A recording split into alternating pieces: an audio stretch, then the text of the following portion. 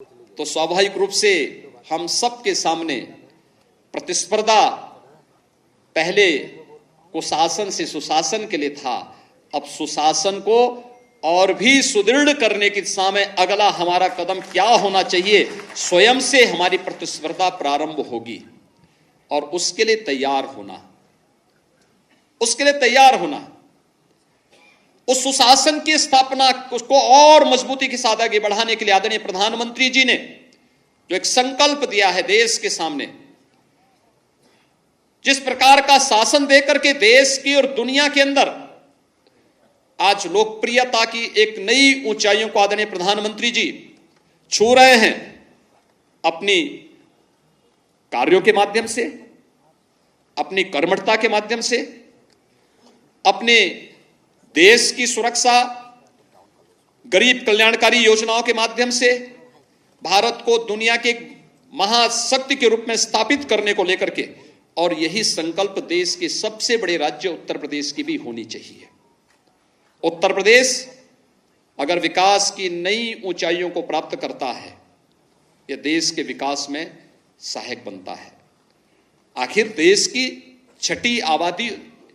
यानी 1/6 आबादी उत्तर प्रदेश के अंदर निवास करती है, और 1/6 की आबादी उत्तर प्रदेश के अंदर निवास करने के बाद इस 6 करोड़ जनता के लिए, हमें याद है जब पहला बजट हमें प्रस्तुत करना था, मैं आदरणीय गृह मंत्री जी का मार्गदर्शन लेने के लिए गया था। उन्होंने कहा, योगी जी देखिए, यूपी जैसे राज्य का बजट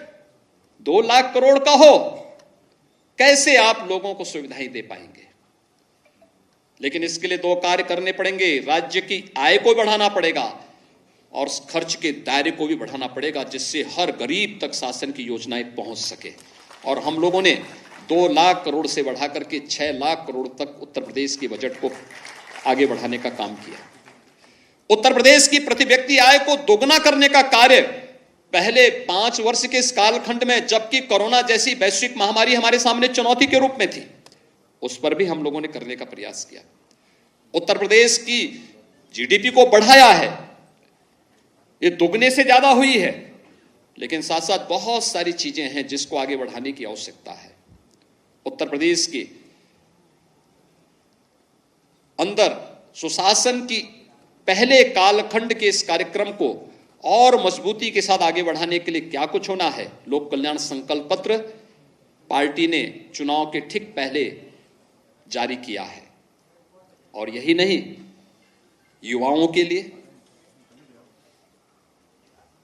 अपनी माताओं बहनों के लिए, अन्नदाता किसानों के लिए,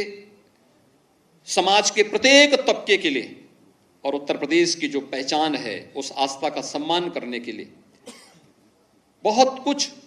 अभी हासिल करना बाकी है, जिसको और मजबूती के साथ आगे बढ़ाने की आवश्यकता है। जो अपेक्षाएं उत्तर प्रदेश की जनता जनार्दन की है, उन अपेक्षाओं पर, उन आकांक्षाओं की पूर्ति करने के लिए हम सबको प्राणपण से जुट करके काम करना होगा, मिलकर के कार्य करना होगा, एक टीम वर्क के रूप में काम करना होगा, मिलकर के एक सेवक के रूप में। एक देश के अंदर आदरणीय प्रधानमंत्री जी ने जो बात कही कि हमारी भूमिका एक सेवक की होनी चाहिए। हम शासन में आते हैं, मालिक बनने की भूल कभी न करें, एक सेवक के रूप में। बहुत है, हम उस व्यवस्था के कस्टोडियन के रूप में हमारी भूमिका होनी चाहिए। पार्टी ने एक व्यवस्था दी, उस व्यवस्था के तहत हम उस कार्यक्रम को आगे बढ़ाएंगे। पार्टी की व्यवस्था होगी, उस व्यवस्था के तहत हम अपना योगदान देंगे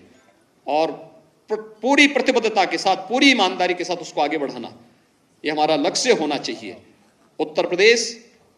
तमाम मामलों में आज अग्रणी राज्य के रूप में देश के अंदर उभर करके आया है। उत्तर प्रदेश को देश की नंबर 1 अर्थव्यवस्था के रूप में स्थापित करने के आदरणीय प्रधानमंत्री जी के उस संकल्प के साथ जुड़ने का समय हमारे सामने है, क्योंकि ये उत्तर प्रदेश के प्रत्येक नागरिक के जीवन में व्यापक परिवर्तन का कारक बनेगा।